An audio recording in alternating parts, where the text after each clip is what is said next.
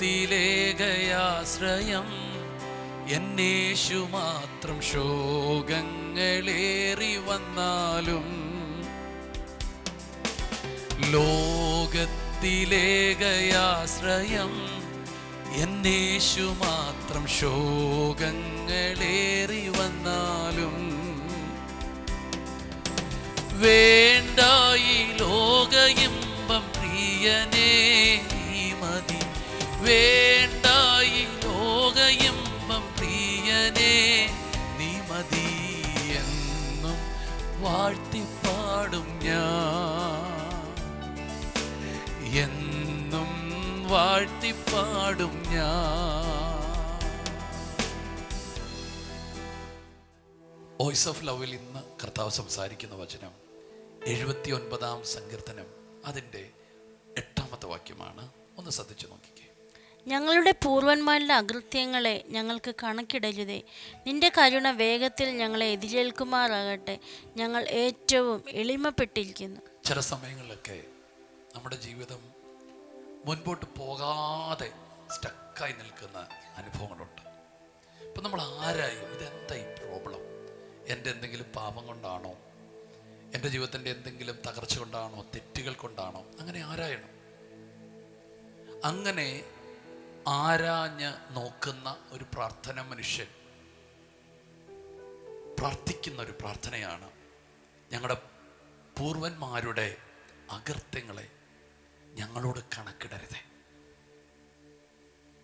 എന്ന് പറഞ്ഞാൽ, ഞാൻ ഇന്ന് അനുഭവിക്കുന്ന ചില വിഷയങ്ങൾ ചിലപ്പോൾ എൻ്റെ പിതാക്കന്മാർ ചെയ്ത ചില പാപങ്ങളുടെ പരിണിതമാണോ എന്നുള്ളൊരു സംശയം ഉണ്ടാകാമല്ലോ. അപ്പോൾ പറയണം അതിനു വേണ്ടി ഒരു പ്രാർത്ഥന. എന്താണ് ഇങ്ങനെ ഒരു വാക്ക് ഇങ്ങനെ വരുന്നത്? ഇയ്യോബിന്റെ പുസ്തകം 21:19 വാക്കുണ്ട്. ആ വാക്യം ഇങ്ങനെയാണ്: ദൈവം അവൻ്റെ അകൃത്യം അവൻ്റെ മക്കൾക്കായി സംഗ്രഹിച്ചു വെക്കുന്നു, അവനത് അനുഭവിക്കേണ്ടതിന് അവന് തന്നെ പകരം കൊടുക്കട്ടെ. അപ്പോൾ പഴയ നിയമത്തിന്റെ വാക്യമുണ്ട്, അപ്പന്മാരുടെ അകൃത്യങ്ങൾ മക്കൾക്ക് വേണ്ടി സംഗ്രഹിച്ചു വെച്ചിരിക്കുന്നു. വേറെ സ്ഥലത്തുണ്ട്, അപ്പന്മാർ പച്ചമുന്തിരിങ്ങ കഴിച്ചിട്ട് മക്കളുടെ പല്ല് പുളിക്കുമോ.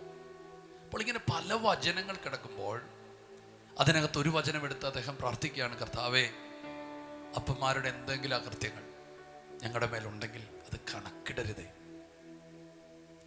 ആമേൻ. നിന്റെ കരുണ വേഗത്തിൽ ഞങ്ങളെ എതിരേൽക്കുമാറാകട്ടെ. ഹോ, ഞങ്ങളെ ഏറ്റവും എളിമപ്പെട്ടിരിക്കും. നിങ്ങളുടെ പ്രാർത്ഥന മുറിയിൽ പലതും നിങ്ങൾ ആരായണം. എൻ്റെ ഉയർച്ചയ്ക്ക് തടസ്സം എന്താ? എൻ്റെ വളർച്ചയ്ക്ക് തടസ്സം എന്താ? അങ്ങനെ നിങ്ങൾ പ്രാർത്ഥിച്ച് പല ഏറിയയിലൂടെ കടന്നു പോകുമ്പോൾ സത്യത്തിൽ ഒരു അസുഖമുള്ളൊരു വ്യക്തി ഒരു ഡോക്ടറെ കാണുമ്പോൾ പല വിധത്തിലുള്ള പരിശോധനകൾ നടത്തുന്ന പോലെ നിങ്ങളുടെ പ്രാർത്ഥന മുറിയിൽ പല കാര്യങ്ങൾ പരിശോധിക്കണം. ആമേൻ. കർത്താവേ, എന്തെങ്കിലും ഇന്നലകളുടെ അകൃത്യങ്ങളാണോ? അങ്ങനെ ഉണ്ടെന്ന് ബോധ്യമുണ്ടെങ്കിൽ യേശുവിൻ്റെ രക്തത്താൽ അവൻ്റെ ക്രൂശ് മരണത്തിൽ വിശ്വസിച്ച് നിങ്ങൾ അവിടെ പറയണം, മരത്തിന്മേൽ തൂങ്ങുന്നവൻ ശപിക്കപ്പെട്ടവൻ യേശു ക്രിസ്തു എൻ്റെ ശാപങ്ങൾക്ക് പകരമായി കാൽവറിയിൽ മരിച്ചു. ആ ഒരൊറ്റ വാക്യം നിങ്ങൾ പറഞ്ഞാൽ മതി, ഇന്നലകളുടെ സകല ശാപങ്ങളിൽ നിന്നും അകൃത്യങ്ങളിൽ നിന്നും നിങ്ങൾക്ക് പുറത്തു വരാൻ കഴിയും. ആമേൻ. ആമേൻ. എത്ര ഭയങ്കരമല്ലേ!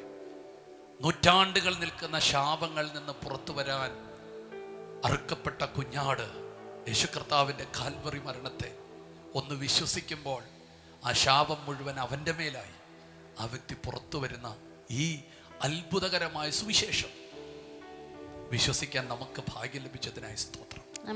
അതെ, യേശുവിനെ വിശ്വസിക്കണം, യേശുവിനെ കർത്താവായി സ്വീകരിക്കണം, യേശുവിനെ രക്ഷിതാവും കർത്താവുമായി കൈക്കൊള്ളണം. അവൻ്റെ കാൽവറി മരണത്തെ നിങ്ങൾ കണ്ണുമടച്ച് വിശ്വസിക്കണം. എന്നിട്ട് പറയണം, എനിക്ക് വേണ്ടിയാണ് യേശു മരിച്ചത്.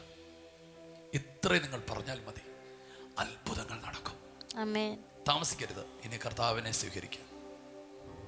താമസിക്കരുത് നിങ്ങളുടെ കുറവുകളെ ഏറ്റുപറയാൻ. താമസിക്കരുത് ഇനി കർത്താവുമായിട്ടുള്ള ജീവിതം നയിക്കാൻ. ഈ സമയം തന്നെ ഇന്നലകളുടെയും ഇന്നിൻ്റെയും സകല പാപത്തിൽ നിന്നും അകൃത്യത്തിൽ നിന്നും രക്ഷപ്പെടുവാൻ കർത്താവായ യേശു ക്രിസ്തുവിനെ വിശ്വസിക്കുക. നിങ്ങൾ അകൃത്യത്തിൽ കിടക്കാനുള്ളവനല്ല, നിങ്ങൾ അനുഗ്രഹത്തിൽ ജീവിക്കാനുള്ളവനാണ്. ഏതോ പിന്തുടരുന്ന ചില പാപങ്ങൾ, ശാപങ്ങൾ, അകൃത്യങ്ങളിൽ നിന്ന് നിങ്ങൾ വിടുവിക്കപ്പെടാൻ പോകുകയാണ്. തുടർമാനമായുള്ള ചില തകർച്ചകൾ, ചില മരണങ്ങൾ, ചില രോഗങ്ങൾ, തുടരുന്ന ചിലതിൽ നിന്ന് നിങ്ങൾ പുറത്തു വരുന്നു. കർത്താവ് നിങ്ങളെ സൗഖ്യമാക്കുന്നു. ഈ വചനത്തെ നിങ്ങൾ ഏറ്റെടുത്ത് പ്രാർത്ഥിക്കുക. കർത്താവിൻ്റെ കൃപ നിങ്ങളുടെ കൂടെയുണ്ട്. നമുക്ക് പ്രാർത്ഥിക്കാം. യേശുവേ, ഇന്ന് രാവിലെ ഞങ്ങൾക്ക് നൽകിയ നല്ല വാക്കുകൾക്കായിട്ട് നന്ദി പറയുന്നു. കർത്താവിൻ്റെ പാപങ്ങളിൽ നിന്ന്, അകൃത്യങ്ങളിൽ നിന്ന് ഞങ്ങളെ വിടുവിപ്പാൻ യേശുവിനെ ഞങ്ങൾക്കായി മരിച്ചതിന് കർത്താവ് നന്ദി പറയുന്നു. പിതാവേ, കർത്താവ് മനുഷ്യർക്ക് അസാധ്യമായ മേഖലകളിൽ കർത്താവ് അങ്ങ് തന്നെ ഇറങ്ങി വന്നതിന് നന്ദി പറയുന്നു. കർത്താവ് പാപത്തിൽ നിന്നും ശാപത്തിൽ നിന്നും വിടുവിപ്പാൻ കർത്താവ് ഒരു മനുഷ്യനും സാധ്യമല്ലാത്തപ്പോൾ പരിശുദ്ധാത്മാവെ അങ്ങ് യേശുവിലൂടെ ഞങ്ങൾക്ക് നൽകിയ സകലവിധമായ അനുഗ്രഹങ്ങൾക്കായി നന്ദി പറയുന്നു. കർത്താവെ, യേശുവിനെ വചനം കേൾക്കുന്ന ഓരോ വ്യക്തിയും അങ്ങേ അധികമായി സ്നേഹിക്കട്ടെ, അങ്ങേ സ്വീകരിക്കട്ടെ, രക്ഷയുടെ സന്തോഷം അനുഭവിക്കട്ടെ. യേശുവിൻ്റെ നാമത്തിൽ ഓരോ വ്യക്തി അനുഗ്രഹിക്കുന്നു. യേശുവിൻ്റെ നാമത്തിൽ ആമേൻ. ഞങ്ങൾ ഒരുമിച്ച് നിങ്ങൾക്ക് വേണ്ടി വീണ്ടും പ്രാർത്ഥിക്കുകയാണ്. നിങ്ങൾ അകൃത്യത്തിൽ കിടക്കേണ്ടവരല്ല, നിങ്ങൾ അനുഗ്രഹത്തിൽ കിടക്കേണ്ടവരാണ്. നിങ്ങൾ ശാപത്തിൽ തുടരേണ്ടവരല്ല, നിങ്ങൾ സമൃദ്ധിയിൽ തുടരേണ്ടവരാണ്.